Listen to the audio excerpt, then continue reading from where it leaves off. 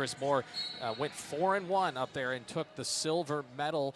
Could have had a shot at the gold, but took a medical forfeit in the final, mostly as a precaution. Jeremy Hunter told us so that he'd be good to go here for dual action as we get things underway here in Huff Hall. The Illini and the home team will have the green band and the Gophers with the red band. I'm Scott Beatty alongside Brian Swaw as these two start to figure each other out. Yeah, you know, Chris is coming back after a redshirt year. As a freshman, he was an NCAA qualifier, so Chris knows how to get it done, and he's looking to be rough and tough here against Max McEnelly. You know, Max, in his last 4 matches, has been a scoring machine, and Coach Eggum touched on that. 3 tech falls, 1 major decision, so he's looking for Max to open up here. Quick attempt there that Moore avoided. And it looks just early on, Brian, that McEnelly a little bit more aggressive. Yeah, I mean, they're feeling each other out here. I mean, Max is a really big 184-pounder, and, you know, he broke onto the scene. I mean, his redshirt year, you know, had a great season. However, last year, broke onto the scene, just had a fantastic year. Was in the Big Ten finals and then rolled to a 3rd place finish at the NCAA tournament. Became an All-American, and here he is now, ranked 3rd. There's a nice shot. And he got him down for 3 points here in the early going. You know, it'll be interesting to see because, and we're going to say this a lot tonight, there's a lot of contrasting styles. So Max McEnelly, as we said, likes to score points, and Coach Eggum touched on that. Chris is a fantastic counter wrestler, but Max was just a little too quick there, Scott. As you mentioned, 2nd place in the Big Ten the spring ago and reached the semis of the NCAAs. And this year, 9-1 overall, and he's going 7-1 in duels as we resume action here in the opening period. Nice escape by Chris and right to a re-attack. So 3-1 here with just under 1:30 in this first period, Scott. Well, this is one that probably the Gophers may even think, hey, with such a highly ranked wrestler, can we get bonus points here? And Chris Moore so far is holding his own. Now, Chris is doing a nice job. I mean, you know, he knows what he needs to do here in this match, and he needs to take very precaution, can't put himself out there. And Chris is doing a nice job doing inside ties, and we talked about that a little bit before the broadcast. If Chris can stay inside on him, he can control the tie-ups. You know, Max looking to wrestle in space, Chris is looking to tie him up. Locking horns here right now. Chris Moore out of Illinois, and appropriately enough, McEnelly out of Minnesota as McEnelly takes him down for another 3. Same shot that he scored on the first one with Scott. Nice little blast double. Chris is level changing. We see when Max puts his hands on the mat, he just blasts through him. And that's very impressive for the big 184-pounder to move like that. Everything out of bounds there, but McEnelly with a nice lead now. It's 6-1 and 28 seconds to go here in the first period. Yeah, and with 28 seconds to go here, it's important that Chris gets out. Chris needs to get a point here, make it a 6-2 match, at least close the gap a little bit. And I know Minnesota's looking, hey, ride him out here with 25 seconds. So 25 seconds of riding time with 28 seconds to go in the match. It's Chris with a nice little short sit again. There you go, he got his point. It'll be interesting here to see, you know, you can see Chris kind of reaching and bouncing. He needs to control those tie-ups. Does he take a quick shot here? McEnelly just took a stab at it. Yeah, the same takedown twice. I'm interested to see if he goes back to that, if they get back to their feet again. And he's feinting like a boxer. In wrestling, we call that a nice level change. He's level changing, getting Chris to move his feet, and then he's taking advantage of it. Minnesota's taking down here. Opening match, and things are starting at the 184. Yeah, and as we look at that, you know, from a strategic standpoint, that seems it would play into Minnesota's hands because they're going to be favored in 4 of the first 5 matches. Or get something here. Yeah. You know, and both Coach Hunter and Coach Eggum said, you know, in dual meets, it's all about momentum, right? So, you know, went to a flip and it fell on the exact weight Minnesota probably wanted. Like I said, favored in 4 of the first 5 weight classes for that duel. And we'll end that first half with Lucas Byrd. You know, I like the sport of baseball. One pitcher comes out and throws well. Next one comes in, wants to match that. Next one comes in, wants to match that. So even though you're all doing your own individual thing, it's passing the baton sometimes. Yeah, and momentum's a real thing in duels, especially, can you get the crowd in it, especially at home, or take the crowd out of it? And that's exactly what they're doing. Chris is doing a nice job here riding Max McEnelly. Keeping some control, and he's got riding time advantage right now. We're totally out of bounds there. And both of these wrestlers looking to score in the same way on the bottom with little short sits, reaching back for a head. Sometimes we call it a gazzoni. Old school wrestling there, but yeah, both sitting out looking for that head hanging. Chris Moore almost got to him right there, but he did not let McEnelly escape. Oh, and got the crowd back in it just a tiny bit, Max is in good position here. There he gets out. This next takedown is very key for both wrestlers. Chris can close the gap, and Minnesota's looking. Max gets that next takedown, then the major decision is well within reach. Major decisions, of course, are 5 points or 4 points awarded if you are 8 points to 14 points ahead. And of course, if you hit a 15-point difference, that's a major decision. Nice little re-attack there by McEnelly. Little snap down, looking for some short offense. He just signaled him in. Come to the center. Come to the center. The All-American, asking Chris, come on, let's wrestle. That's what this is about. And both coaches said, rough and tough teams, and both like to get physical. And this one right off the bat. One thing too, Scott, is I knew that I was just going to say that Chris's backspin to the outside, the outside of the circle the whole match, and I knew that third or fourth shot came, that stalling call would come by, Kurt Frost, and there it was. And that's kind of why Max was signaling back into the center, right?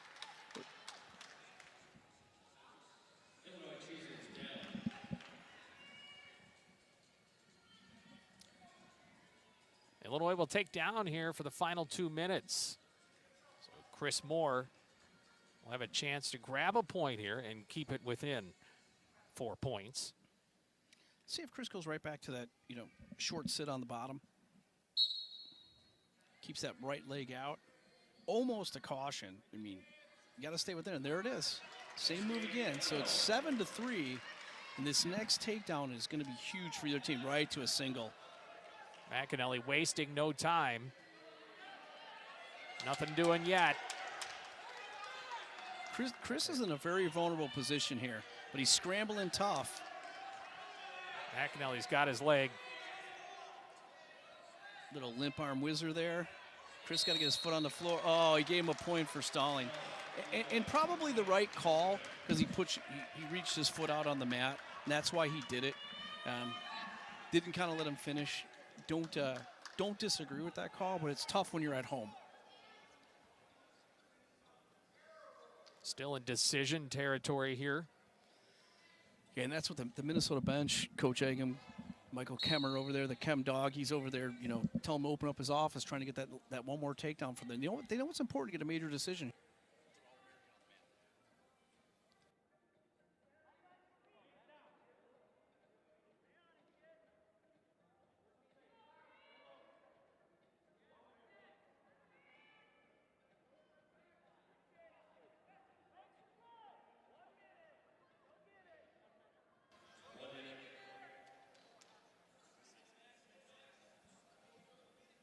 One minute to go here in this one.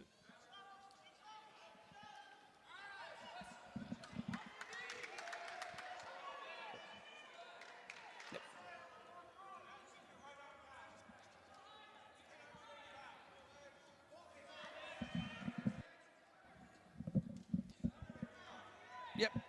Chris with a nice scramble. It's coming down to the final 30 seconds. Nice little re-attack. Nice little re-attack here by Chris. 21 seconds here. Oh, quick stalemate. All right. So 19 seconds left, and they're trying to push McEnelly to get that next takedown. Very important here for the Illini. Chris Moore, trying to keep this just to 3 points. He's backing up. They might hit him again. He's right in on a single. Nice defense by Chris. McEnelly shoots. And Minnesota picks up a point. Chris with some nice defense here. Can't give up this two. That's it. And Minnesota will take the first. And McEnelly with some words for Chris Moore out of frustration. You know, and that's generally what happens. I mean, you're an All-American, and guys are coming after you. You know, you want to attack, and there was strategy in that match. Don't give up the major, and that's exactly what Chris did, right? So, you know, to come away with that with a 3-point decision for Minnesota is huge. And now we're going to roll right into this match with Dylan. Unranked but grad-level wrestler Dylan Connell for the Illini. Yeah, and Dylan had a redshirt year 2 years ago, sat behind Edmund Ruth last year, but prior to that, he was a national qualifier. So he does have the skill set to what it takes here. And this is a great match for him. He was on a roll at the Midlands. He wrestled very well. And it was good to see Dylan back on the mat because he's had some health issues in the past. But, I mean, this is a match here that Minnesota's looking at and saying, hey, we have a ranked opponent against an unranked Dylan Connell. But Dylan Connell has the savvy to get it done for the Illini. A little bit longer levered, don't you think? Yeah, it's taller guy. Yeah, Dylan, you know, like I said, he's had some injury problems, had some ankle issues. Very tall wrestler, and maybe not the most savvy on his feet, but if he gets on top of you, to your point, he used that length to his advantage. Where Gavin Nelson is more of the stocky football player, 197-pounder, Scott. Dylan Connell coming off a 4-2 showing at Midlands and took 7th place overall, including a defeat of his own teammate, Cade Lout. And that's interesting. You know, we talked about momentum earlier, and Dylan's, you know, won 4 of his last 5 matches, where Gavin Nelson has lost 4 of his last 5 matches. You know, had some tough goes against some you know, all-ranked opponents in Evan Banks, Bennett Burge, and Stephen Little. So, I mean, obviously no slouches there, but he is coming off 4 of his last 5. So which way can he turn it around, or can Dylan keep that momentum going? Yeah, Stephen Little out of Little Rock, number 3 in the country. That was his last matchup, and he lost in that one on a decision 7-2. Yeah, and all those matches were close. 7-3, 2-1, 7-2. So, I mean, Gavin's right there with some of the best guys in the country. And Dylan's looking to get back on track. A little stumble Dylan took there. a shot, but as you said, stumbled a little bit there. Yeah. It's important. It's important. Like, I think, you know, when you're talking about a match like this, it's very important for someone, you know, to get that first score and build that confidence.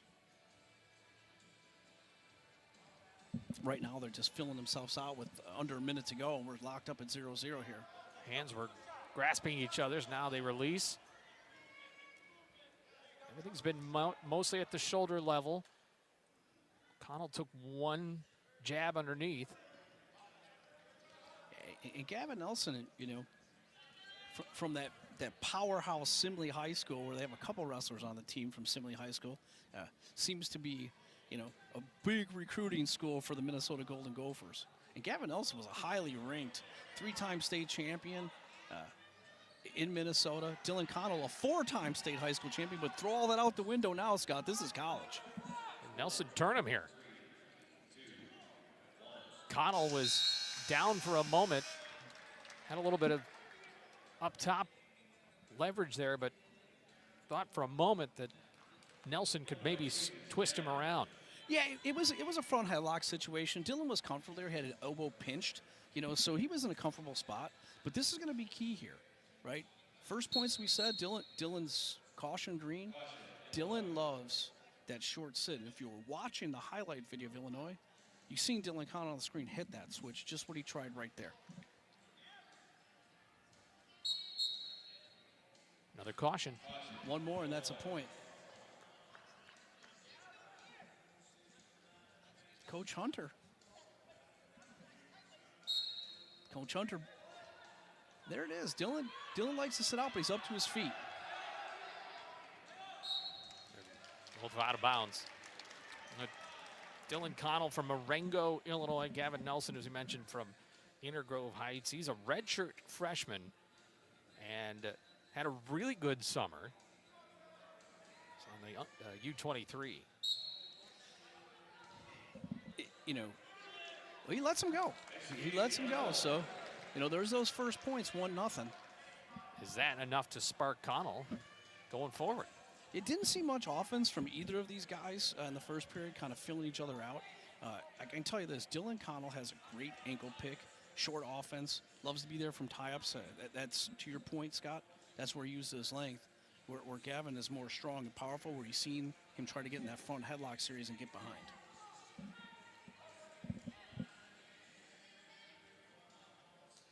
Continues on a trajectory of a low-scoring bout. There's a re-attack there. Seen Gavin Nelson went for a short ankle pick. Dylan Connell with a little sit out there, a little duck. Both of these wrestlers, they're wrestling more on their heels and not on their toes, which tells me they're both waiting to counter. But as I said, Dylan's really, really good on top. So get just under a minute here in the second period. Is Dylan looking to take this 1-0 going into the third? I'm not sure, but Gavin Nelson really needs to get to his offense. No one would mourn for a stall, but not much action, Scott. And Nelson would like to pick up a duel win. He's 1-5. Gophers, by the way, have not won their Big Ten opener since 2020. So they've lost 5 straight Big Ten openers, but they have a 6-meet winning streak against the Illini. And that goes back to 2016. And just under 10 seconds here with the 1-0 lead. And so far, the most action has been Coach Hunter animated about those 2 caution calls that Dylan Connell had. And that can come into play because one more caution. It is a point for Minnesota. All right. The Gophers and Nelson choosing down.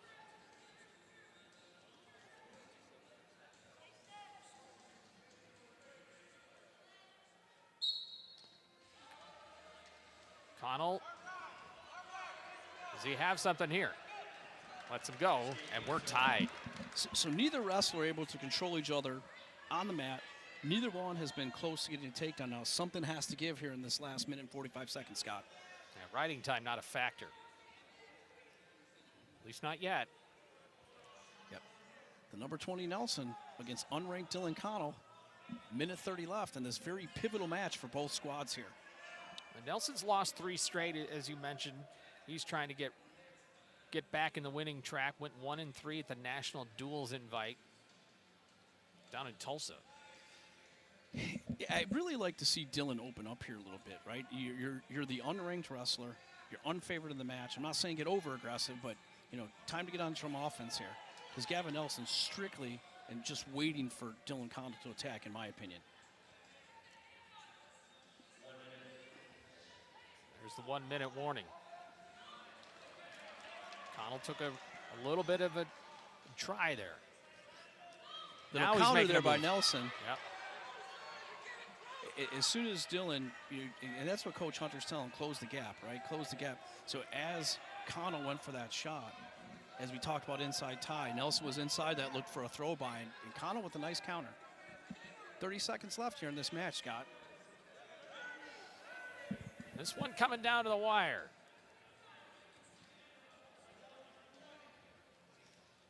There it is on that underhook. He's looking for that underhook throw by. Every time. Every single time. They've definitely scouted these attacks, right? So they're looking for Dylan to take that single shot and for Nelson to look for that little counter throw by.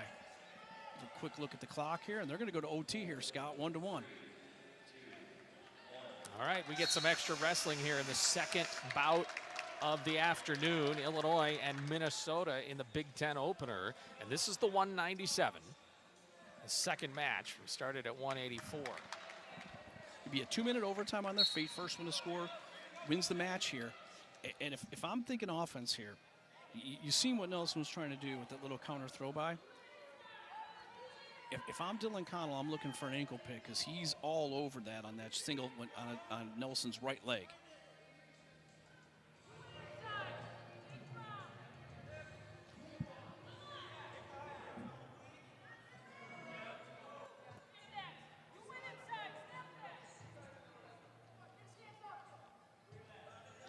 Yeah, filling him out here. Next point wins. Dylan Or Connell. points. I believe we're getting our He's got that single. Needs to And finish it. could not. Warning red. First one, here we go.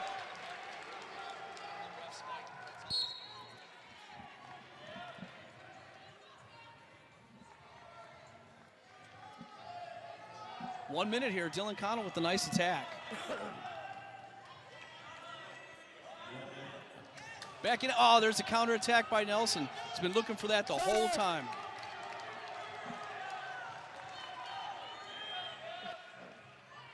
.30, 49 seconds to go. Little re-attack single. Does Connell have it? Nelson's very big.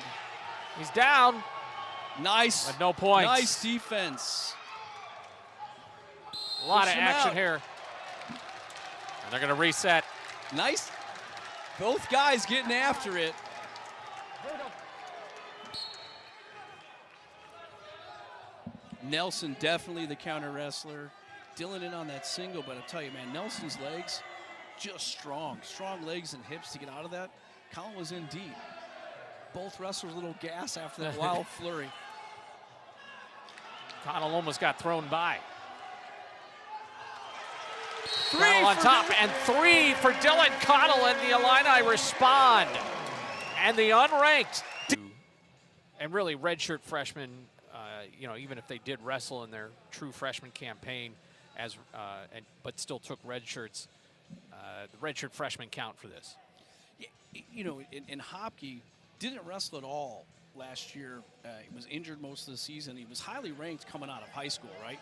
And then, you know, to get him back on the mat, Coach Egan was so excited to have him, you know, generally in the bat and clean up the last spot, but tonight it's the third match. But, you know, Hopke, as you said, very successful, and they're excited to get him back in the lineup after a year being off. From Amory, Wisconsin, and he's 15-3 overall, Coy Hopke. And he beat Nebraska's Cade Ziola. I think somebody who had gotten him earlier. So that's how he finished off the Soldier Salute in a 5-3 decision. And he's won 6 straight, and he's won 8 of his last 9 matches.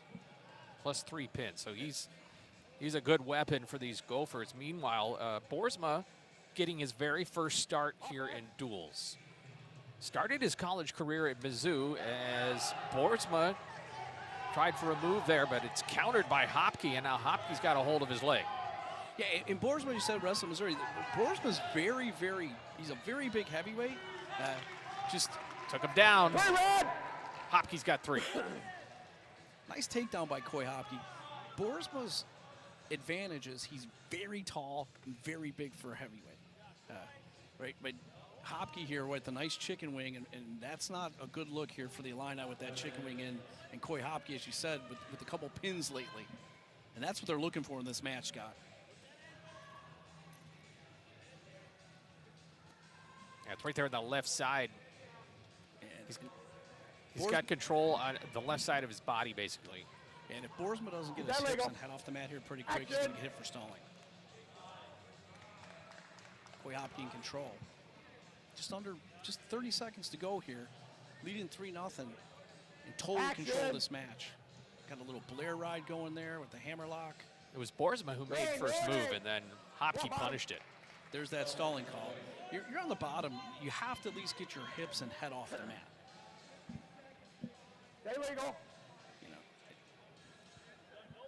this was a matchup, you know, before the injury of Luffman that was going to be one of those pivotal matchup and key matchups. We said number 10 versus number 11, right? The big guy, Luke Luffman, though, yeah, as you said, the knee injury that's pitting now Boersma against Hopke. First period done, 3-0 lead Hopke, and this is for Minnesota probably thinking bonus points. Can we get it? Yeah, and it'd be key here. I mean, you see how dominant Hopke was on top, right? So, you know, this match for Illinois, Boersma needs to stay on his feet and use that length and height for his advantage, but he's done a nice job on top so far. I can tell you this. I know Coy Hopke's a big boy, but Ryan Boersma's cutting weight to make that 285, about 5 pounds. Slammed him down there. Almost had a grapple, but finally Hopke gets out. Nice mat return there by Ryan Boersma, and they're back up on their feet. So it'd be interesting to see if Hopke goes for a counter here, Coach Hunter telling Boersma to stay tough, inside ties, no shots, or Hopke's going to open up his offense. Well, one factor is Jeremy Hunter told us that Boersma just hasn't wrestled a ton. Battling through injuries, started at Mizzou, then Triton College, and still just getting into full wrestling shape. Offense. And a full-size heavyweight is a huge difference. So, and after, a 7-minute match, just carrying that weight, and I'd say, Hopke's a decent-sized heavyweight. I'd say about maybe 260, 255, 260 around that. And Boersma was pushing the full limit. So, smart wrestling right here for Boersma to stand inside ties in just under 40 seconds in a 4-0 match.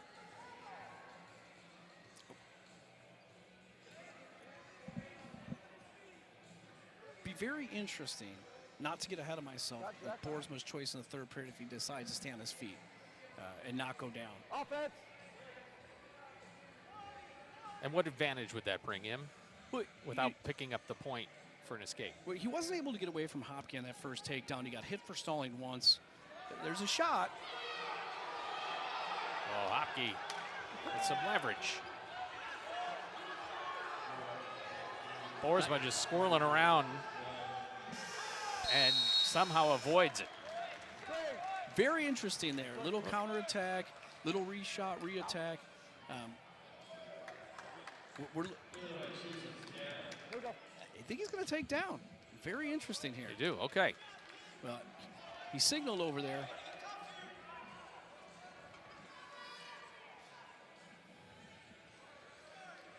And that's why I'm not the coach. That's why I'm sitting over here with the headset. I'd have kept them on their feet. But you would think that was something to think about. Yeah, I mean, just because of how dominant he was in the first period on top, and the fact that, you can't get pinned when you're on your feet. And a guy like Boersma's not going feet to back, right? So it's just interesting, that they put him down. Hopke had his wrist there for a moment.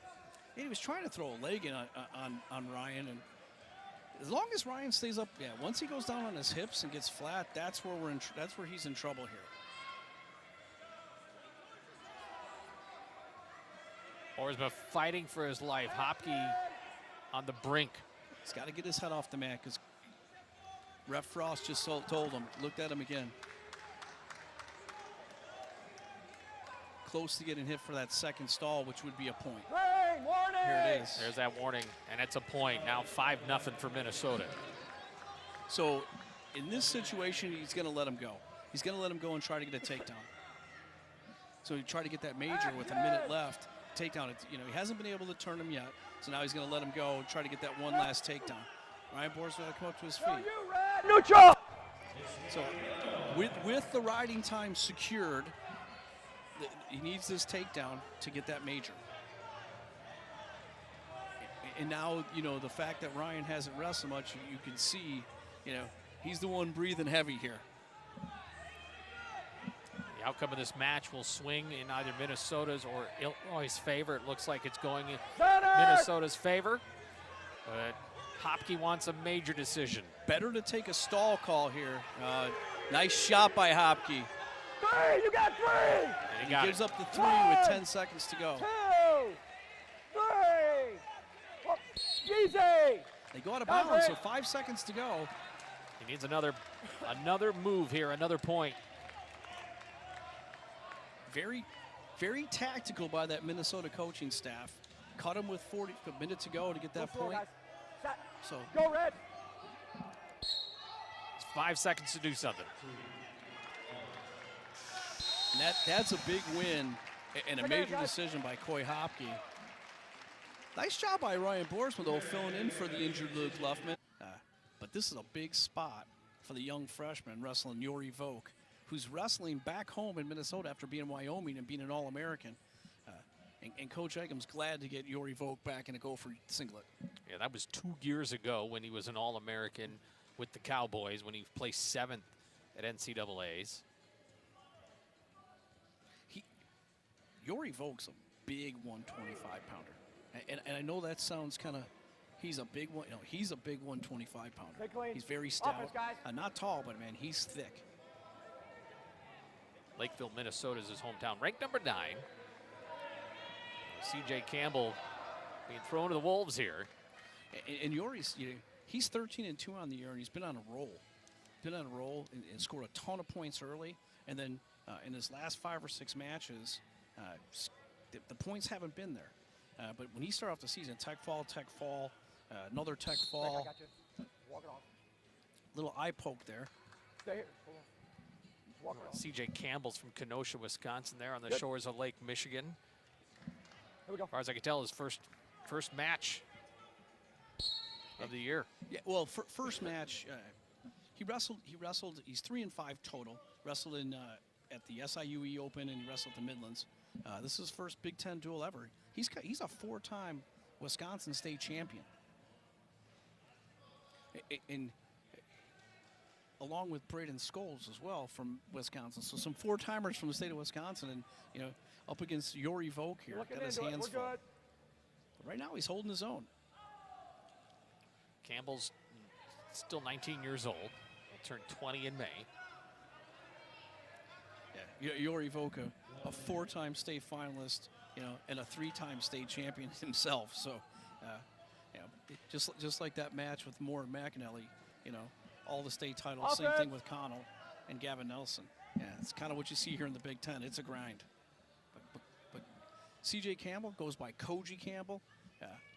Doing a great job here with just a click over 30 seconds to go in this 0-0 match. And you see Volk is, you mentioned it, he's just so thick in the shoulders. And part of that comes with age and accumulation of of weightlifting and training. It's a knee pick attempt there by Volk. And Campbell really spun himself away. He's got to circle back in here, Scott.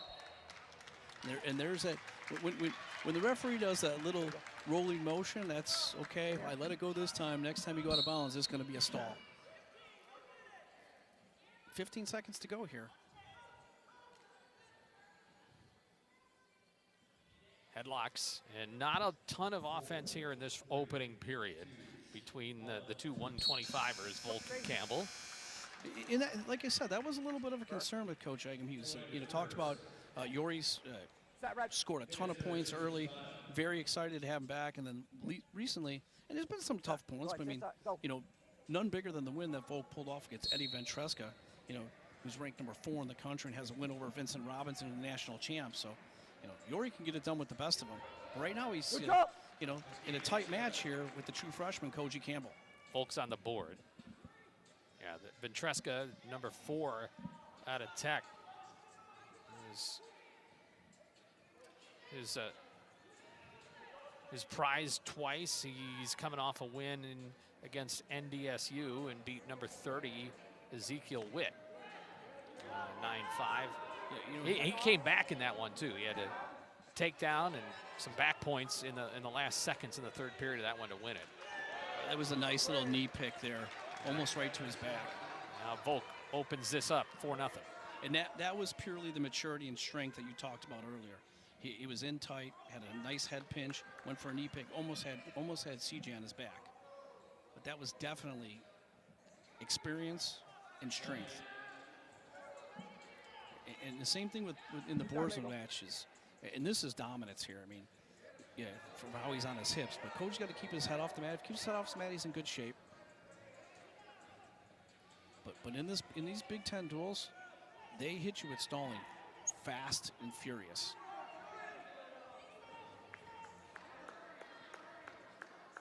Volk's trying to roll him.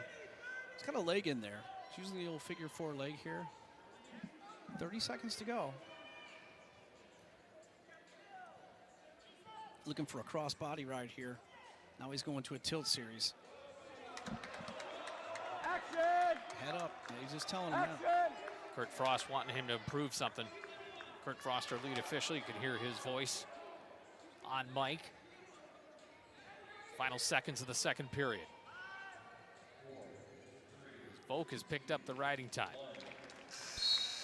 Good. Same situation here, right? Same situation. You're gonna goes down again. He's got to move. And Volk totally dominant. Rode him. Had scored that takedown. With a minute and 10 seconds left, and rode him the whole time. So can Koji create some action? Go neutral. He's going to go neutral. He wants to open this up.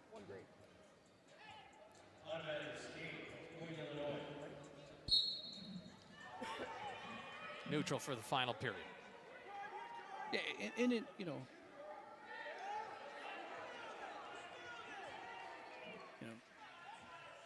Got him. Hey! nice double leg takedown. He's trying to open it up here against the freshman. Another 3 for Jore Volk. Campbell got the escape for a 7-2, but now another 3. And here's that veteranship right here, you know, against the young freshman. Open up that 10-3 match, and he's coming at him. But this is where Koji can be dangerous too. Koji's a little bit reckless and a little bit of a high flyer on his feet. You know, maybe catch Volk in something, score something here. But the veteran here really starting to push the pace and open up this match. Yeah, it's a major decision right now, so Koji has to do something to try and shave a point off it. 3! Volk's just piling So it you on. red. Red, Oh, he was looking for what we call a cement mixer. Now he has him in an assassin. So you red, neutral. 52 seconds to go, and Campbell might be in trouble. And Volk smelling blood in the water here, looking for that tech fall. He's got to come up to his feet.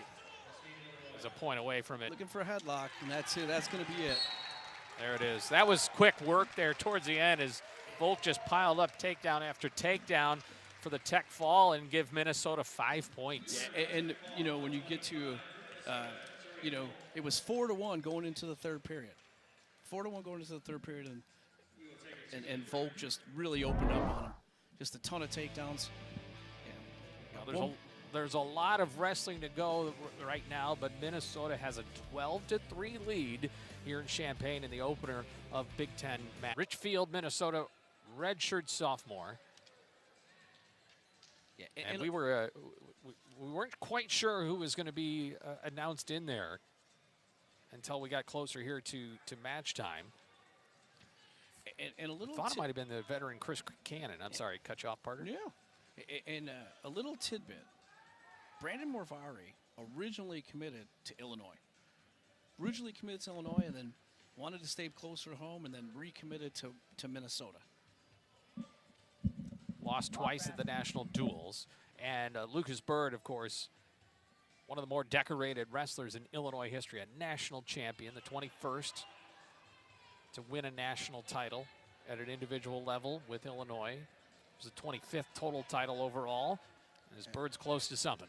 Now, Morvari's actually in on a single here on Lucas Byrd. Illegal. Actually in control. Illegal. And looking to slip that leg in. Byrd doing a nice counter defense. That's potentially dangerous there. But give the youngster Morvari credit there, scrambling with him. Lucas Byrd, a 3-time All-American, has not lost this year, 9-0. It has not lost since January 17th of 2025. There's Lucas in on a single. 3. You got it. 3. All right, they'll give the 3 there to Lucas Byrd. Down red. Nice little single shot there. Reach for that far hip, got control. Give credit to referee Frost calling that 3. And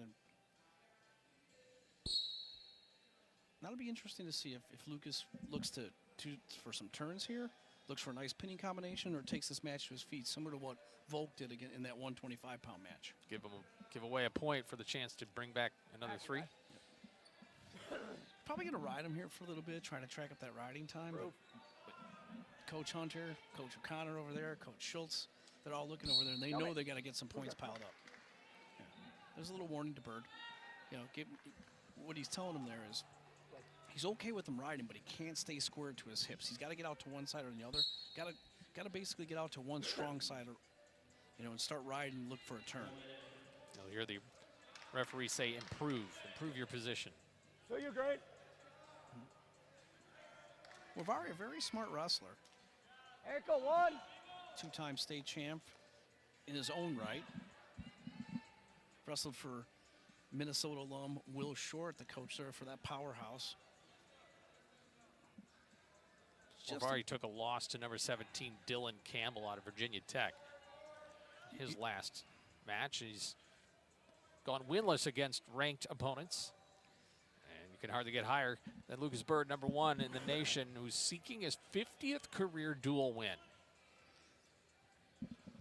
Lucas Byrd just get over that. 15 seconds left. He's going to ride him out, get a minute 30-second ride time, and then we'll see if he opens up on offense. But we talked about Lucas Byrd hasn't lost a match this year, but there was a close one against Cade Brown in Missouri. Hit a what we call like an elevator on Lucas. Lucas was on a single, hit an elevator. Lucas was on his back for a short period of time, was losing the match to start off 7-0, and then came back and beat Cade Brown. Straight down. Cade, I always say it's Cade Moore from Missouri. Cade Moore, my apologies. Cade Moore. It was, he started the match off 7-0. Lucas ended up winning the match 12-9. There was a slight scare there for the national champ. Morvari on top here. Both Byrd guys takes work. down. Both guys. Both guys. No, both guys. Neutral. Opens up a 4-0 lead here. Now, and this goes back to the Max McEnelly match, right? So Get out of him. he's out there wanting to wrestle, him wanting up. to score points, but he knows he's out there. Chris Moore's out there to do a job. That's what Morvari's out here. Morvari's out here to try to keep this match as close as possible, and he's not going to take any aggressive shots, not going to open up. So Lucas Byrd's really going to have to get aggressive here. And Bird's probably seen that a time or two now. Yeah. Somebody taking the, let me wall up a little bit. Center. Yeah, and it's only going to continue to happen, but maybe, you start getting this Big Ten season, a lot more ranked opponents. Get out of there. Clean those up. Come on. But, when we were previewing this duel and we were talking to both coaching staffs, and, this was one match that, that Coach Hunter, was adamant he needed bonus points out of, And then it was also 24 hours before the duel, we weren't, Spencer Moore was not announced out of the lineup as of yet. We were aware that Luffman wasn't going to go. We weren't aware Spencer Moore wasn't going to go. Well, Lucas Byrd is the old guy and 7th season with the program. But it was last year that the confidence just shot through the roof. And he had the mind of a champion. Yeah, I mean, it started, as you said, during the season, but that match in the Big Ten final when he was able to get over the hump against Drake Ayala and he locked him up and pinned him, that was just when you could really see everything starting for Lucas. 8 seconds here, trying to get this takedown. Morvari doing a nice job. And the Minnesota bench knows how important this is to keep this to a decision, similar to when Moore wrestled McEnelly. Minnesota won the opening bout with a decision, and then Illinois tied it up. Dylan Connell over Gavin Nelson. My bad. Joy. And then got a major decision for Coy Hopke with Minnesota, and then Jore Volk with the tech fall. So Back. Minnesota's Go. kept building, and this is the chance for the Ready? Illini to climb back in it. Optional. Go ahead.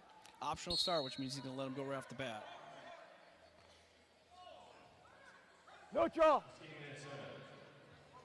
So Morvari gets on the board. Blunder. He's doing a great job here against the national champ. Center.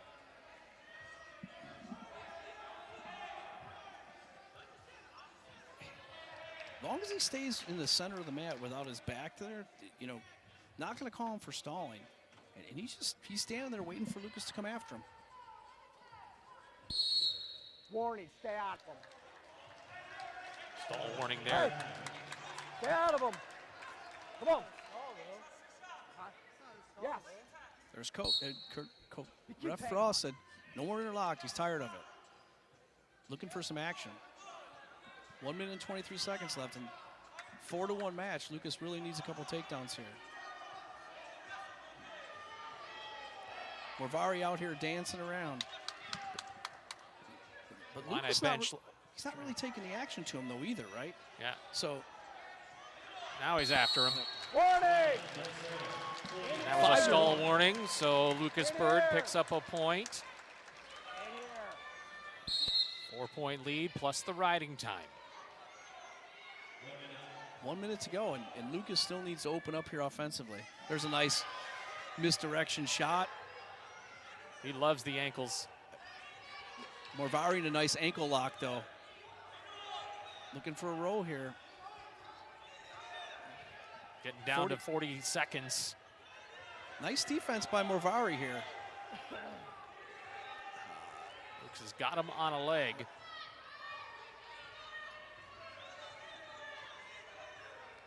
The clock is not working in Lucas Byrd's favor. And a little re-attack there. The Minnesota bench is excited about that. Stalemate. 20 Almost seconds. stalemate, yeah. Needs a takedown. Needs a takedown here. Needs a takedown for at least a major. With 20 seconds to go, he's really going to have to open up. Yeah, this is still just a decision. Byrd has not had any majors this year. He's had 2 tech falls and 1 pin. Red warning. Look, he can take another stalling call. It's not going to make a difference.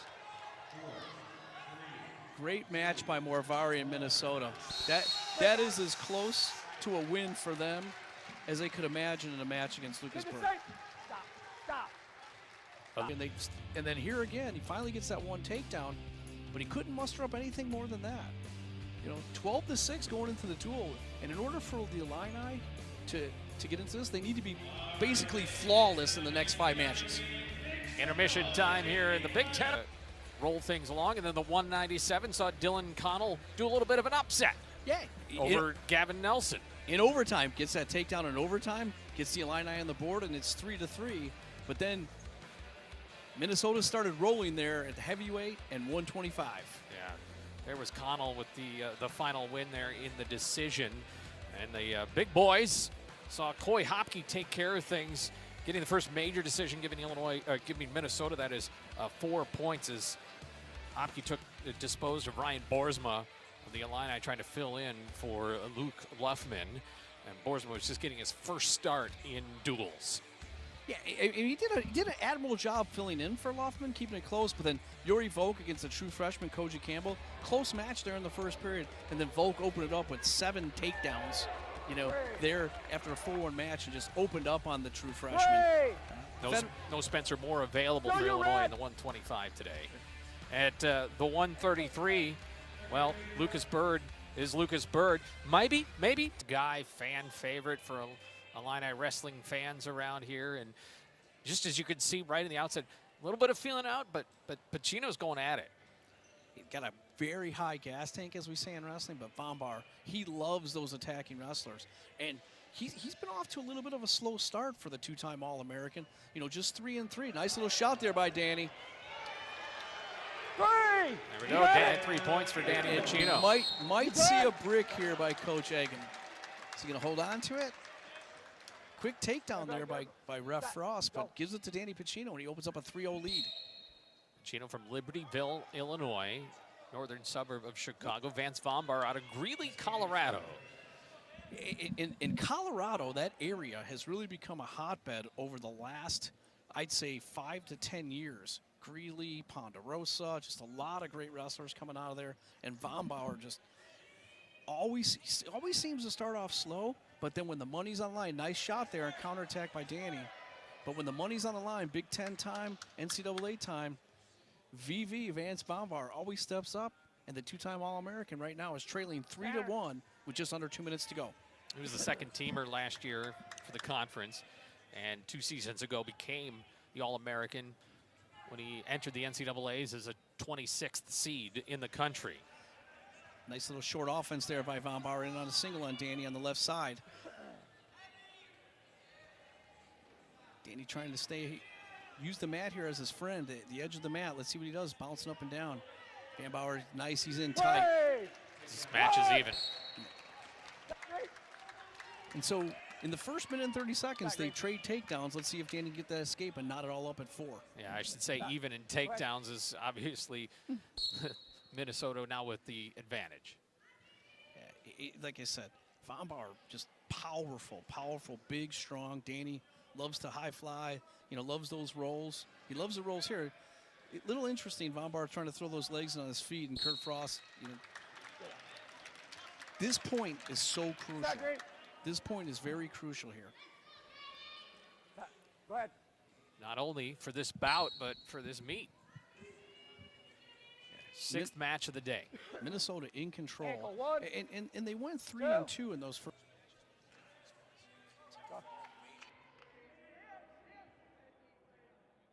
Action.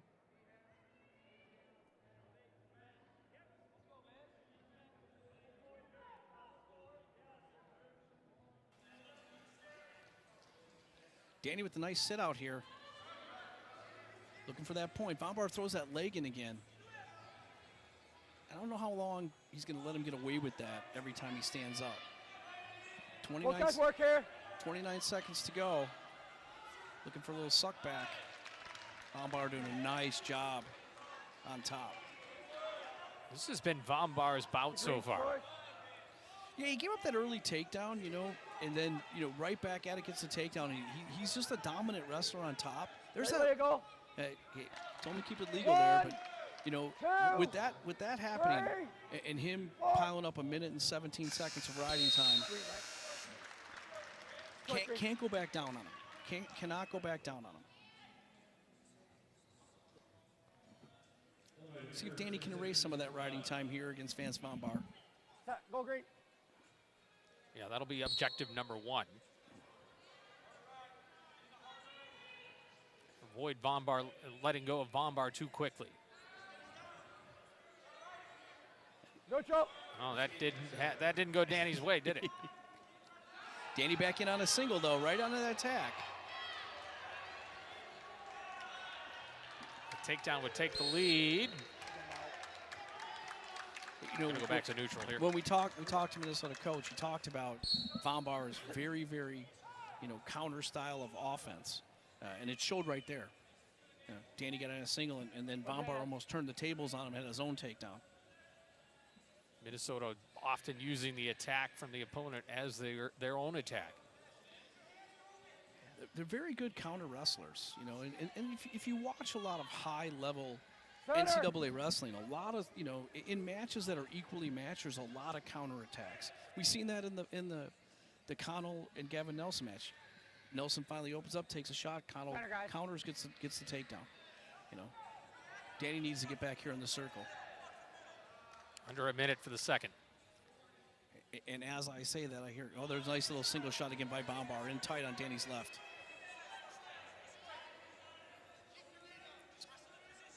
VomBaur at 3-3 in duels. Danny's got to keep that ankle locked. But this is where the neutral danger comes in. Possibly. Danny can't let go of that ankle. VomBaur in good shape here, though. Coaches want him to slide his legs back. He's got to keep that ankle locked. Danger! No. You good? You good? Interesting here. Just probably going to be a stalemate. There we go. Good call by the ref. That's about as long as you can go there. Yeah, and Danny did a nice job. He knew he was in a bad position. He was just looking for ankles, and looking to hold on. Couldn't really score there. Just trying to prevent Vance from scoring. Final ticks of the second. Now come down to the third. Down. Okay, Danny's going to go down now. Minute 5 seconds, so I mean he's got to get up and out because that riding time is critical. You know, and VomBaur was very tough on top in that first period after the takedown. And Danny's got to get up and out right away. Pucino went 1-1 at the collegiate duels. VomBaur coming off a win against Michael Olson of North Dakota State. He's ranked number 33. Now he's got that leg. He's got that leg in on Danny. He's got the leg clipped, and that's just basically just pushing him out. Danny has no chance of standing up there unless he clears that leg, and it's just what he does. Now he's got to get up to his feet. Swings him down. So essentially, riding time just about locked up. There's not enough time to come back on this in terms of riding time. Yeah, you know, it's just interesting. Like you're chasing 2 points essentially, and with riding time locked up, you're basically chasing 3. Now you go down, and now you're just limiting the time that you can get back up to your feet and try to score. Personally, in that situation, after how I seen VomBaur ride Pucino in that first period, I would have put Danny on his feet. I'd have put Danny on his feet and then try to get that second takedown. Because now if Danny does get up here, the clock is totally short in order to get that next takedown. Same way. 2 minutes and 18 seconds of riding time for Vance VomBaur. Fat. Let's go back down yet. Pucino could not escape VomBaur just really, really tough on top. And, I mean, this is where he makes a living, right? Makes a living, gets that takedown, and can be very much in control on top. And you know, this is why he's a two-time All-American. Nice little leg, you know, throws that leg in when he comes up to his feet, uses that length. 25 seconds to go here, and VomBaur essentially leading 6-3. Barring something huge here in the last ticks, it'll stay a decision. VomBaur in control. 5-3 on the scoreboard, 6-3 with riding time locked up and 10 seconds to go for Danny Pucino. Go ahead. VomBaur on the brink of putting the Illini on the ropes of this whole meet. 3 seconds to go here. Vance VomBaur, the two-time All-American, ranked 11th in the country. VV for victory. Yeah. VomBaur now 12-3 and 4-3 in duels as he wins a rubber match, if you will, between him and Pucino in the career meetups. Pucino is now 4-4, and even bigger as Minnesota is up 15-6 as we hit the 149 bout. And I know you had your eyes on this one. For Minnesota, the number 26 ranked Drew Roberts and Hatch, after transferring from Virginia, had a great Midlands tournament all the way to the finals. And as you said, matches. So this is Gioffre's first start in duels, as the Illini used Will Basinger and Danny Ninny in the fall semester. But Midlands went 4-1. Had a great Midlands tournament. And he also wrestled in the Michigan State Open, then he wrestled an Open out in California as well. Yeah, I know that Coach Hunter was excited to get him back into the lineup as a transfer. Got all of his academics squared away, and here he is making his first Big Ten start, Michael Gioffre, in a very, very important match, because can't make no mistakes in these next 4 matches. Yeah, now the Illini need to run the table here if they want to stay in the meet. But Roberts is a veteran too, a redshirt senior. 4-3 on the year. He lost to North Dakota State's Max Peterson more than a month ago. And a career record of 52-26. I mean, he's got, over 75 matches, in the history. So he's a veteran. He knows how to get it done. Very, very tough opponent. Hails from Idaho. And partner, you tell me how to say where Drew Roberts is from. I've seen the town. I would like to say Coeur de Leon, but I know that's not. I was trying to do my best Godfather impersonation. And it's French. This is French. I know. I know. But Coeur Leon, I was like, yeah, I seen that earlier, and I was hoping you weren't going to ask me that, Scott. Well, I just did. It just happened. You have to be ready for anything here. And Drew Roberts and Gioffre here, feeling each other out. When I had a chance to watch Michael wrestle at the Midlands, and I was super impressed with how Michael wrestled on top. Similar to Vance VomBaur, he did a great job on top in all of his matches. So, let's see if that becomes an advantage for him as it was in the last match for Vance. Clovis, California is his hometown. And Clovis, California, a powerhouse of his own out west. From Buchanan High School, right now that's where the Doc B is taking place, one of the best high school tournaments in the country every year. Both these guys just feeling each other out right now. 40 seconds to go in the 0-0 match.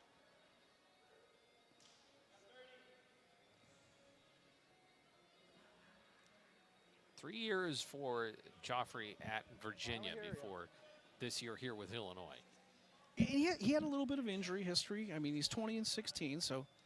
But like I said, he was really wrestled well at the Midlands. Was super excited, pulled off a few upsets out there. He beat Ethan Miller, who was just coming back from Virginia Tech. He wasn't ranked. However, he was a formerly ranked opponent making his first starts at the Midlands, and wrestled 3 Virginia Tech opponents in a row. Not enough time there for Gioffre when he had a hold of the leg in the last few moments. So we go to the second period. Defer, Michael's going to go down.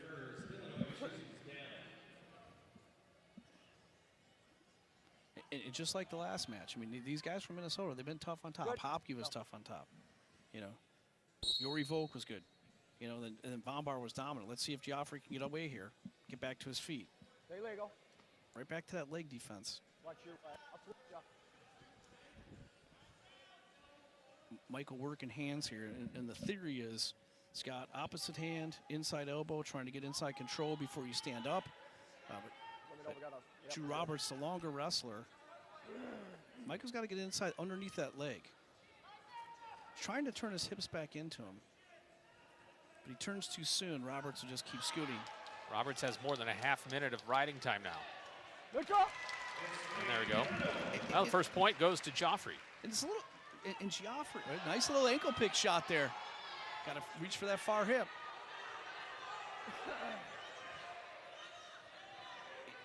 Gioffre still with the ankle and hasn't been able to get past that.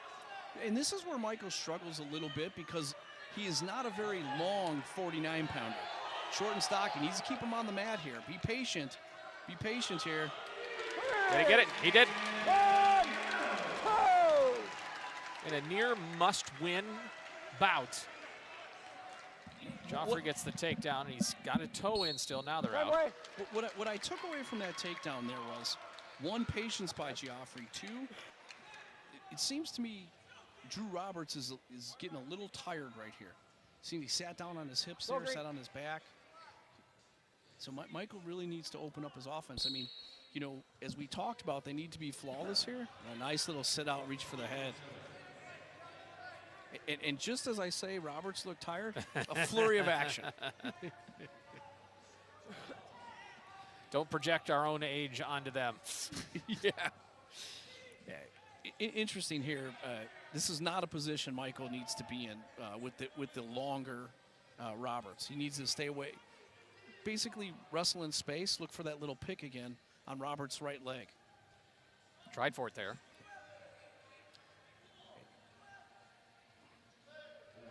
Michael looking for that underhook offense here. Nice Come down parry to our by final 2 minutes. Down. But Michael's got to look for that little head reach again by Drew Roberts. Go.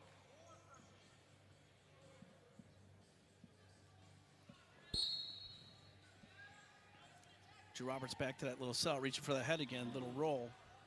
Gioffre not having it. Nice claw ride. Nothing else. Gioffre is going to erase the riding time of Roberts. Roberts in a good position here, though. Could see that coming. A reversal gives him a point. And he's 4-3, and maybe looking to ride Michael here a little bit. But based on what I just seen here and how Roberts' savvy is on the bottom, if Michael gets back in that top position again, I would just cut him and let him go and wrestle this match on our feet. Roberts seems the most dangerous.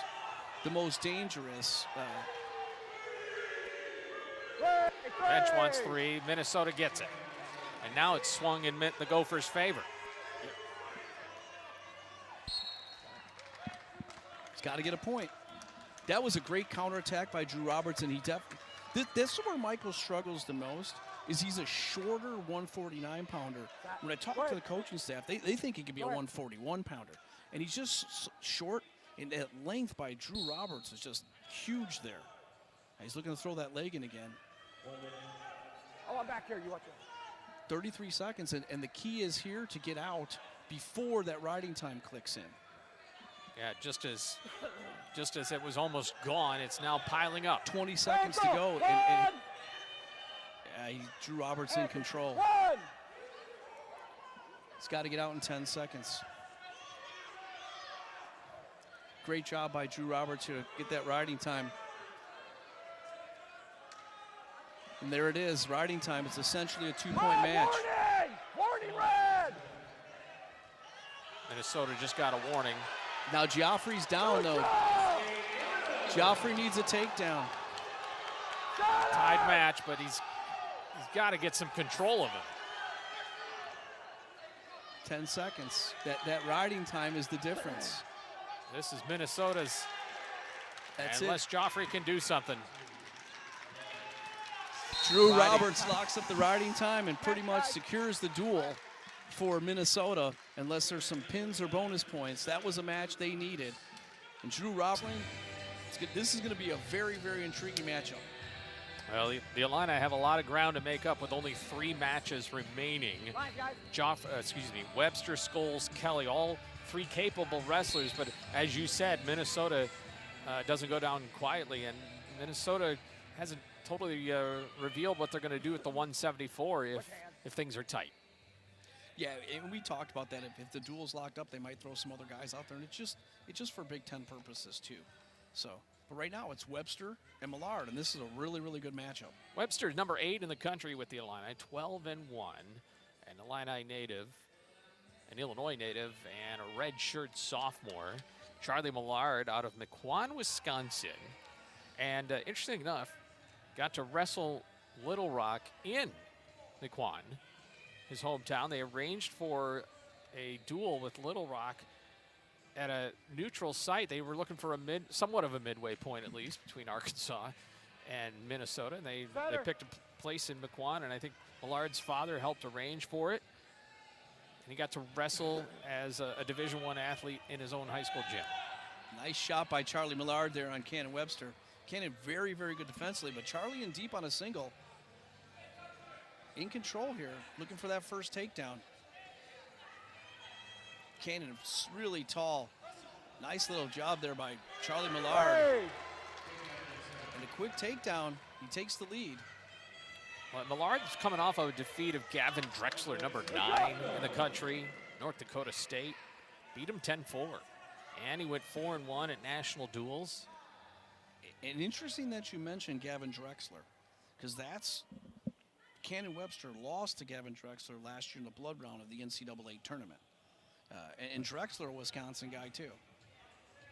So, Millard, a very highly ranked coming out of high school. Great high school wrestler, and here he is at Minnesota. And Cannon Webster, 12-1, was on a roll, but got his hands full here, chasing 3-1. And Cannon Webster's got one of the best gas tanks I've ever seen on a wrestler, and he's very physical. Likes to work that edge of the mat, pushing. And I kind of thought that this was a really interesting, contrasting style because Millard's got a great gas tank as well. He's been a freshman of the week for the Big Ten, Millard has. His teammate, Coy Hopke, who won a major decision earlier in the match. He's also currently the reigning freshman of the week. Cannon was on a roll. Cannon won 11 straight matches before he wrestled Meyer Shapiro. And Meyer Shapiro at the time was unranked, but I'm telling you, Meyer Shapiro's a top 3 kid in the country. He just hadn't wrestled in a year. And he'll be right there. And then he got back on the board with a technical fall. So, you know, Cannon coming into this state 12-1 on the season. Millard 12-3. And you know, Millard not backing down from Webster here. The highly ranked Cannon Webster against Charlie Millard, ranked 21st in the country. You mentioned momentum is huge in these duels. That's how the coaches look at it. And Minnesota's won 2 straight here. And that early momentum, that start at 184, and they won 3 of the first 5 matches and 2 with bonus points, really got them going. And then VomBaur and Roberts pull off back-to-back wins at 41 and 49 to put Illini in the deficit. Interesting to see here. You know, Millard gets up, takes that 4-1 lead. Now, this next takedown is very crucial for Cannon Webster. Charlie back in on a single again, same single again. Getting physical with Cannon Webster. Nice defense. Webster evades. Whoa. I'm taking that. Yeah. Wow. Brener. Webster's a bit wobbly. woozy swap in. Sparks, we were looking forward to this Sparks-Scholes matchup, but Minnesota now has the meat wrapped up. It's going to be Blaine Brener. Well, we'll get a crash course here on Blaine Brener in the 165. I can tell you that Mr. Brener is from Stanley, Wisconsin. And he has a career record in duels of 8-6, 0-1 this year. Wrestled in the Kent State Open and won 5 matches there, including a Big Ten opponent of Ethan Byrd out of Ohio State. He's a redshirt senior. He's been around. This is strictly waiting to get the Scholes Sparks matchup in the Big Ten tournament. They don't want to see him too early. Braden Scholes, very, very explosive wrestler for the Illini. Off to a little bit of a slower start than we like to see from Braden Scholes, but he is dangerous in every position and just nasty on top. He had a very tough tournament out at the collegiate duels in Tulsa where he wrestled the number 4 wrestler in Bianchi. A nice little shot there by Brener. Scholes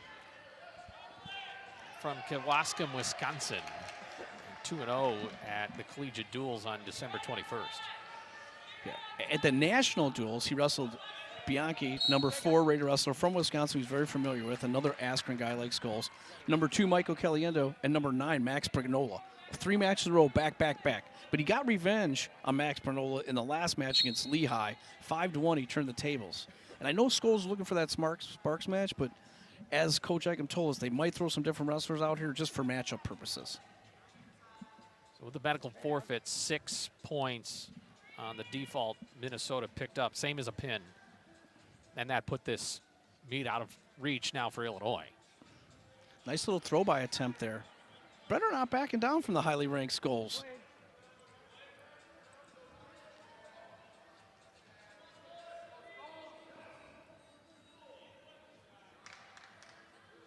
Center. Guys, watch your hands. Does Illinois keep their 174 and Colin Kelly in is another question. Yeah, it's the only one they weighed in, so it'll be Scholes and Kelly these last 2 matches, and probably against Brener and against Clayton Whitney, which looks like they'll probably throw Whitney out there. But right now, Blaine Brener holding his own against the highly ranked Braden Scholes. Scholes has been wrestling well, and he's good in all the positions. He's ranked 9th in the country right now, and lost in the blood round last year in the NCAA tournament himself. And Braden, we talked to Coach Hunter. He's in on a shot there, looking for that first takedown.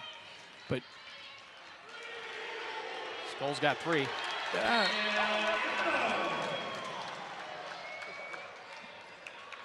They're going to look at it again. He thinks he might be out of bounds once his foot touches the floor. Official's going to take a look at the monitor. Yeah. They were coming this way of us, but no, go to the center there. So Braden Scholes, he seems to give up the first takedown more times than not, but that seems to be the recipe for success. And we talked about, he's dragging his feet there. That looks like a takedown to me. He's got a foot in, and that's where he signals. Yeah. I'm not sure where there wouldn't be a takedown there. Well, they were seeing if his foot was out of bounds. If the foot touches, only what makes sure Scholes' feet were in bounds, but also the Minnesota wrestler can't have a foot onto the hardwood floor because that immediately stops the match. I see. It is a takedown indeed. And Braden Scholes gets that first takedown, which Coach Hunter said he doesn't like the recipe of not scoring first, so let's score first. And Braden listens, and he's on the board 3-0.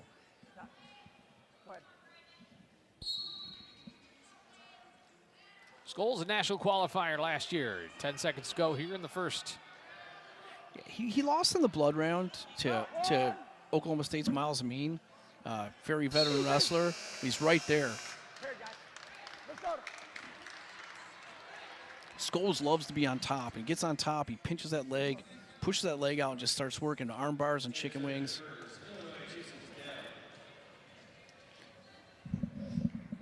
Give the Minnesota Gophers a lot of credit, man. They came in here today, and they have dominated a lot of these matches.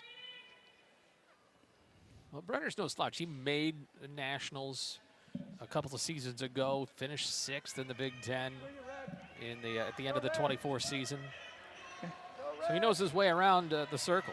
And he's got 80-plus matches, and that's just huge in the NCAA. There's a reversal by Braden Scholes. He goes up 5-0. Similar scrambles as we've seen with Michael Gioffre.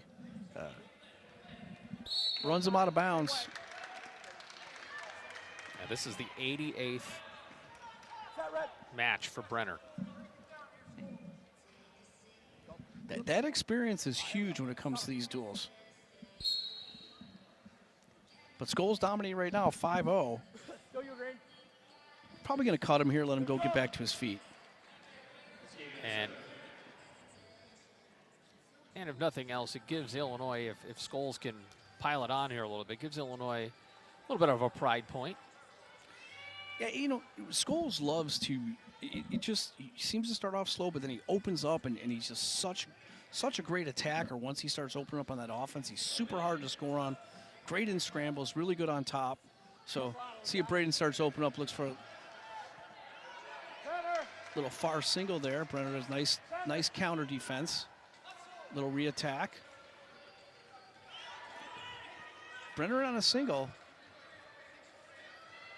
Scholes with just some great hips. Scholes not firmly in control, though. No, Brenner's just holding on here, too, right now. Gonna have a hard time. Yeah. Great call by Ref Faust. Kurt Frost and Michael Fredrickson, two of the best in the business here today. Injuries have mounted for Illinois. No Luke Luffman in this meet, and Cannon Webster had medically forfeit after banging heads with Charlie Millard. And great job by our replay officials, our replay booth, to get that right before it happened, because when the last second there, we couldn't really see it, but then what happened was Millard took a shot, Cannon went for a defense, and Charlie came up and hit Cannon square in the jaw. Totally incidental.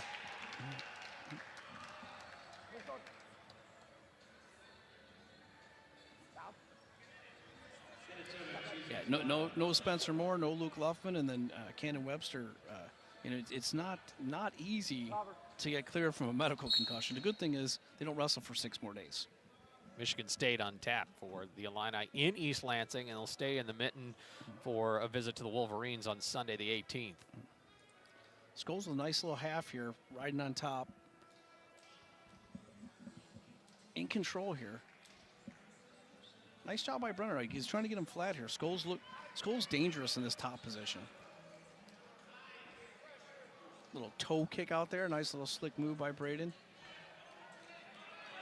This is where Braden likes to go to work. Been very impressed with Scholes' top game for a long time now, and you know, Minnesota's got they got some coach in the coaching staff that loves on that bottom position, sitting back and hitting a roll backwards, grabbing a head. Seen it a few times, and Brener tried it right there. Scholes sits at 8-4, 6-3 in his duels. And like I said, Scholes has been tested early and often with ranked wrestlers. Bianchi, Caliendo, Brignola, Ryder Downey. He's wrestled 4 of the top 12 kids. Those are his 4 losses. So come tournament time, Braden will be definitely battle tested. Nice shot by Brener.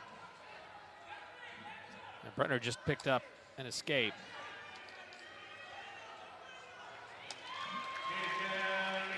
Illini get a takedown there with Scholes. Nice counterattack there by Braden, 8-2. You know, ride him here or let him go and try to get that major decision. The duel has been decided.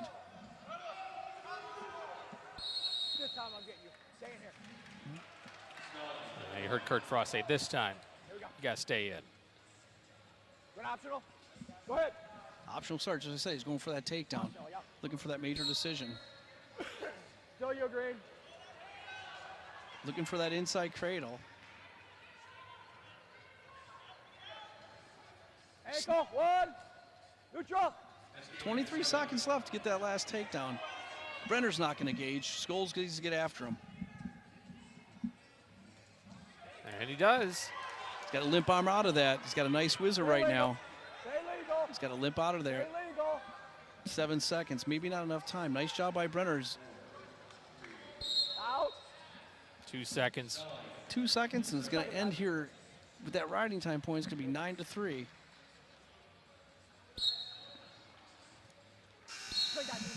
Not enough for more than a decision, but a victory for Scholes. He improves to 9-4 and 7-3 in duels. Braden Scholes winner by Illini. as we mentioned, are headed to Michigan for 2 road matches. Here we go for the 174, and this is Colin Kelly for Illinois against Clayton Whitting, beg your pardon. Ethan Riddle. Oh, I'm sorry. It is Riddle. I had received something else there, partner, that said it was Whitting, so we will we'll get you Riddle here. Riddle ranked 22nd against Colin Kelly, the redshirt freshman.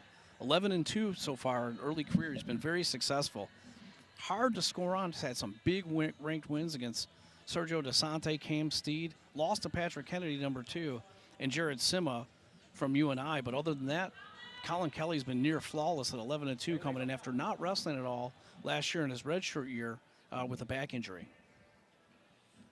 Yeah, Colin and Kelly, a couple of wins at the collegiate duels.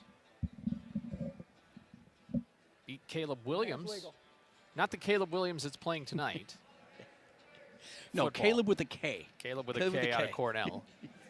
This is a different Caleb Williams. And that was a technical fall, 19-3 win. And then Dom Federici from Lehigh. He just does wrestling right. That's what Jeremy Hunter said, just does wrestling right. You know, this Wisconsin connection to Minnesota with a bunch of Wisconsin guys, and Riddle from Germantown. Colin Kelly on a shot here. Trying to get him off the mat. Yeah, a lot of the Wisconsin wrestlers will go one of 2 directions. South down to the Prairie State or Land of Lincoln, or over to the Land of Lakes. To the colder Minnesota. Yeah. Hey, a little bit colder than Wisconsin, but both in the Arctic. So, nice defense there by Riddle.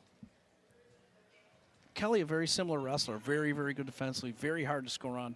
Great leg defense. Great hips.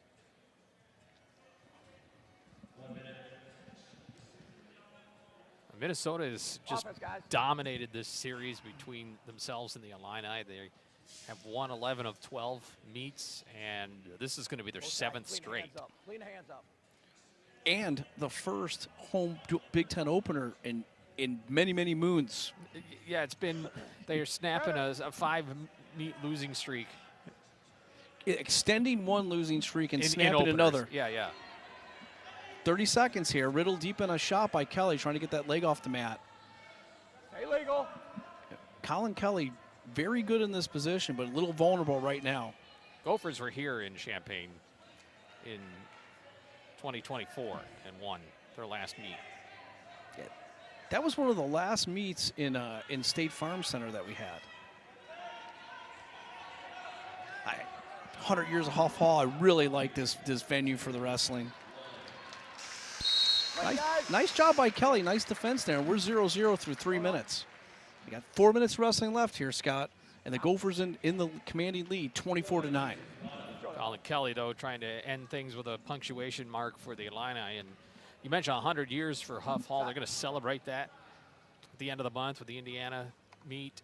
The Hoosiers are here. They did that for the Illini volleyball team this last fall. They unearthed a time capsule that was put under somewhere here around the building or in the bowels of the building 100 years ago when this facility was built. Initially called New Gymnasium because it was new, and then eventually named for the great George Huff. Nice mat return there by Riddle to stay in control in riding time. Now Kelly back on his feet. Riddle in control. I've been very impressed with the top game by the Golden Gophers today. Riddle's won back-to-back bouts. He beat North Dakota State's Magana. I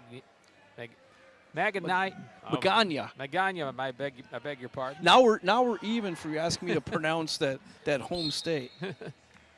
The town in Idaho, yeah. Downgrade. Riddle doing a nice job here. 51 seconds of riding time against Colin Kelly. And you've seen, for the most part, Minnesota be able to do that in their bouts too. Yeah, they've been great on top, and that's a recipe for success when you get to the Big Tens and the NCAA tournament, because the matches are so tight and so close. Being able to ride is the biggest advantage, in college wrestling. If you can be tough on top, just a dominant thing to have in your tool bag. Guys, work. Colin back up to that tripod position, but Riddle breaking him down. Kurt Frost wanted some more action there. Yeah, I mean, he's letting Riddle stay on his hips a little bit. He's not getting out to the side, but he's looking for a mat return. Nice job by Colin Kelly. He's in good shape here. He's got to break that grip.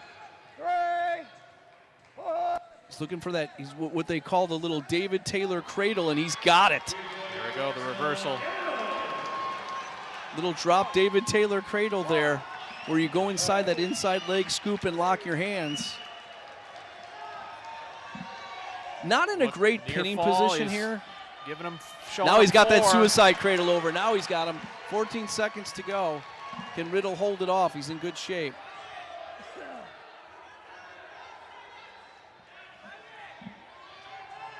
Way to end the last 20 seconds. A great job by Riddle to come up to his back on his feet in a cradle. Haven't seen that too often, but he does give up 4 back points. So that's a solid cushion going into our third period. As impressed I was with that cradle by Colin Kelly, I'm equally impressed as Ethan Riddle to get off his back and come all the way up to his feet right before that period end.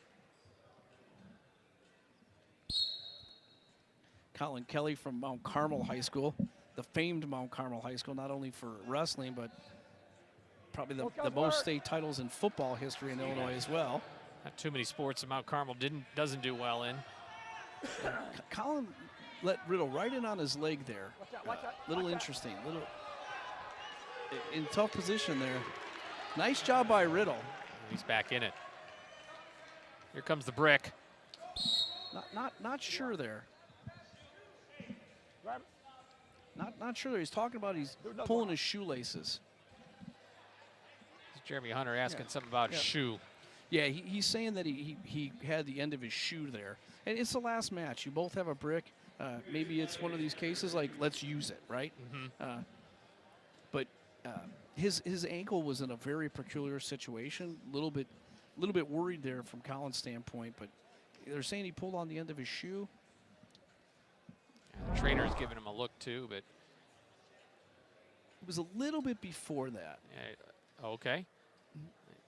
Just a There's contact with the shoe on that one there that we just saw, but you're saying it was before that. It was a little bit before that when he gave him 3 takedowns. Really hard to reverse. Just a tiny bit before that when Colin's ankle was in a different position. But great job there by Riddle, and he closed the gap to 6-4 with 1:30 seconds to go. He's definitely going to let him go here. Going to go and try to get the matchup on his feet, and now it's a takedown match. It was 6-0 a few ticks ago, and interesting why he hasn't cut him yet. Nearly square. There it is. So Colin Kelly shovels away, but Riddle goes right at him. Riddle's been in on Colin's legs way too much and way too easily without a fight. So I'm not sure if there's Colin. Oh, now he's looking for a cradle of his own. Okay, now it's an 8-7 match, and Riddle with the last 2 takedowns. Really Kelly had one, and he got 4 back points. Colin Kelly running out a little bit of gas here. Needs to get a little bit more physical. 50 seconds to go. Riddle's going to look to get right back on that single leg on Colin's right leg. So look to go right back at it. Colin's backing up. He's going to get hit for stalling here pretty quick. Get off to that 6-0 lead and then let Riddle back in this match with 2 quick takedowns. 30 seconds to go in today's wrestling. Riddle does have riding time for the moment. That's it. It's an 8-8 match then. Good catch, Scott. 20 seconds to go. Nice shot there by Riddle. Riddle looking to take this match into overtime. Can Kelly do something here? Not enough timing on that single. Not sure. 5 seconds. Get a sudden victory. Nice job coming back in this match by Ethan Riddle. Give him all the credit. Was on his back almost with the fall, and he crawled back into this. First to score, and the Illini definitely trying to end on a good note. Minnesota has, though, the entire meet in hand. See here, one nice attack by Kelly, or as Riddle get back on that single that he scored twice with. There it is, right on that right side leg. Continues to, he's. This is where Colin is good defensively, but Riddle in tight. Riddle in a definite advantage here. Colin just seems to be running out of gas in this situation. Riddle in control in this situation. Keep that legal. Don't take it out. Don't take that Looking out. for that ankle whizzer.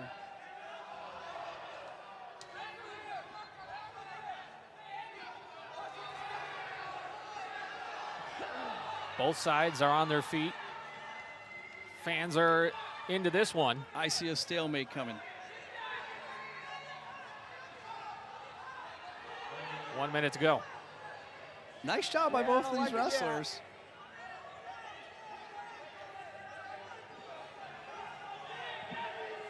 He's got him on his hip there. He's got to crawl up to the waist. His head's under his leg. Scott's going to have a hard time scoring, but now Riddle in condition. He's got a cradle locked up, and that's it. And the momentum continues for Minnesota, and Colin Kelly drops the match to Ethan Riddle.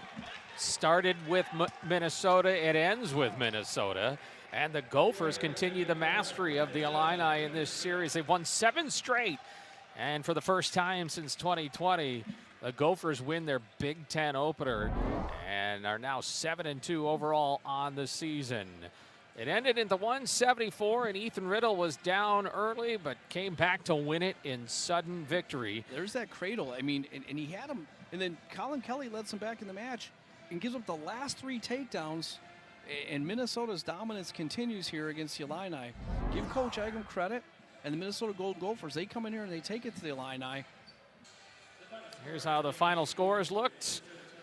And